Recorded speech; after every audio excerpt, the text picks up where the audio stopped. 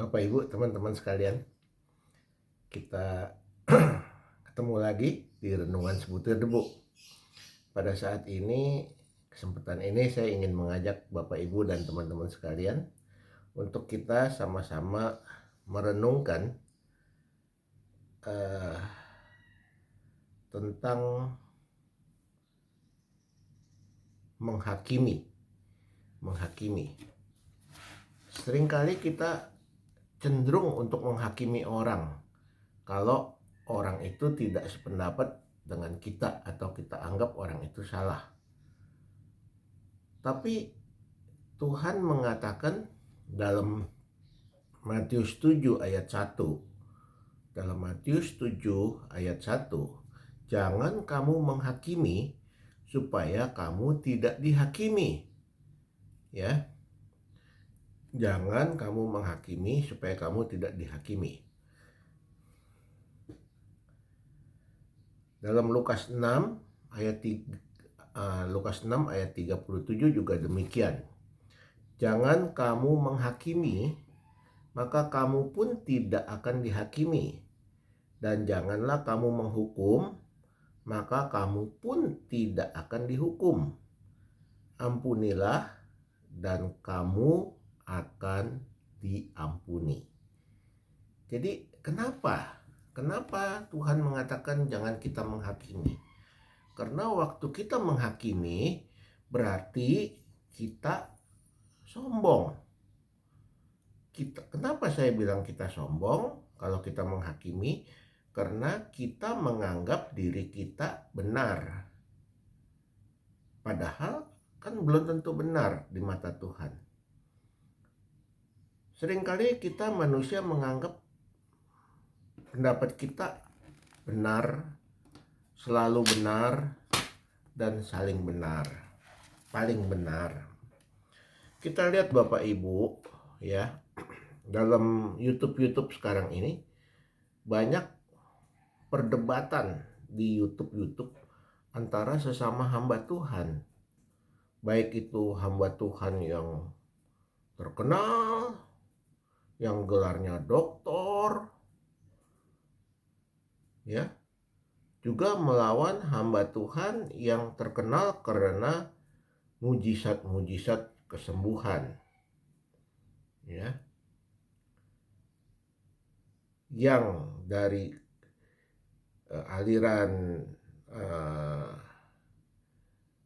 Injili umumnya tidak mengakui kesembuhan, tidak mengakui mujizat karena menurut pelajaran yang mereka dapat, mujizat sudah tidak ada saat ini. Tapi kenapa masih ada mujizat-mujizat? Masih ada kesembuhan-kesembuhan. Tapi itu pun harus kita teliti dengan benar, Bapak Ibu. Mungkin kesembuhan itu palsu. Mungkin direkayasa atau pura-pura, atau mungkin juga orang dibayar untuk pura-pura sembuh, atau kesembuhan itu dari setan, hanya sementara. Setelah pulang dari ibadah, dia sakit lagi.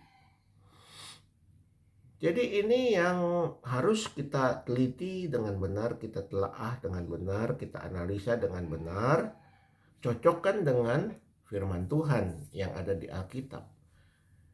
Patokannya, kalau benar kesembuhan itu dari Tuhan, itu sifatnya abadi. Karena Tuhan itulah Maha Pencipta. Tuhan itulah yang menciptakan manusia. Tentu dia sanggup untuk menyembuhkan. Dan sifatnya seterusnya. Bukannya kesembuhan jalan pada saat itu lantas setelah tidak di tempat kesembuhan dia teklok lagi, dia pincang lagi, atau dia duduk lagi di kursi roda. Bukan itu. Ini beda-beda tipis yang harus kita perhatikan Bapak Ibu. Kenapa Bapak Ibu? Kalau kita tidak memperhatikan, Soalnya banyak hamba Tuhan juga yang palsu. Jadi kesembuhannya juga palsu. Saya bukan mengatakan hamba-hamba Tuhan yang melakukan ibadah penyembuhan atau mujizat kesembuhan itu palsu. Tidak, tidak, sekali lagi tidak. Tapi hati-hati, karena banyak yang palsu. Hamba Tuhannya juga banyak yang palsu. Kenapa saya katakan demikian? Kita harus hati-hati ya Bapak Ibu teman-teman sekalian. Karena ya Tuhan mengatakan nanti pada akhir zaman banyak yang datang kepadaku mengatakan, Tuhan, aku menyembuhkan dengan nama Tuhan. Tuhan, aku mengusir setan dengan nama Tuhan. Tuhan, aku bernubuat dengan nama Tuhan. Tapi pada saat itu Tuhan bilang, aku akan berterus terang kepada mereka. Aku tidak kenal engkau, nyah engkau dari hadapanku, hai pembuat kejahatan. Nah, kalau kita analisa, siapa orang-orang yang menyembuhkan dengan nama Tuhan Yesus? Apakah dari umat lain? Apakah dari agama lain? Atau dari agama Kristen sendiri? Kalau dia menyembuhkan dengan nama Yesus, pasti dia adalah orang Kristen. Tapi kalau dia orang Kristen, dia hamba Tuhan Kristen, agama Kristen, kenapa Tuhan tidak berkenan? Kenapa Tuhan bilang, "Nyah, engkau dari hadapanku, aku tidak kenal kamu"? Inilah yang harus kita perhatikan, teman-teman sekalian. Jangan sembarangan percaya kepada ibadah-ibadah penyembuhan. Saya bukan anti mujizat atau anti kesembuhan. Tapi yang saya ingatkan, saya juga harus mengingat bahwa di zaman akhir banyak nabi palsu, dan kita harus mencocokkan tiap-tiap kesembuhan itu, apakah itu dari Tuhan atau bukan. Ya, kalau dari Tuhan harus sifatnya kekal. Itu saja Bapak Ibu. Nanti kita sambung dalam episode berikutnya. Jangan lupa subscribe, klik tombolnya, share, supaya orang makin banyak yang tahu, makin banyak yang mengerti, dan tidak terjebak oleh jerat-jerat si jahat.